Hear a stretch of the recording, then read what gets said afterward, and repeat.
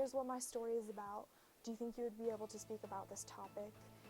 And then saying, if you don't feel like you're the best person to ask or you don't have time, could you connect me with someone who could or who is? To begin with general questions to kind of get their passion and like what they love about it, and then go into more pointed questions that relate to your story.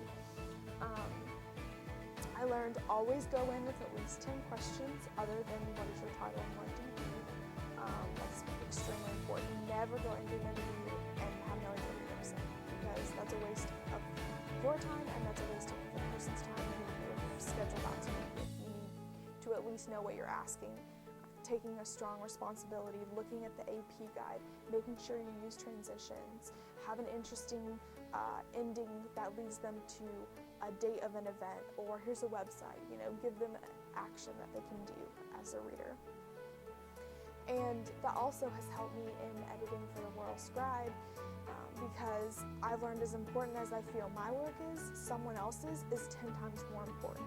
Because if I'm editing their piece, their name is on it, and I need to make it look the best that it can. I don't want to overstep their tone. I need to keep the integrity of who they are and what they want to say in the story. What I'm checking is AP, I'm checking grammar, I'm checking do you have fair, neutral language, does your headline say what your story says? That's all I'm looking at. And so I really have learned the responsibility and how important that is to represent someone well. It's not a ton of, hey, here's the exact way the story needs to be laid out, here's exactly what you need to talk about. Here's the beat, we'll talk about specifics in class, but you go and get the story, you go create the angle, because that's what we're going to do in the real world. That's what I had to do in my internship.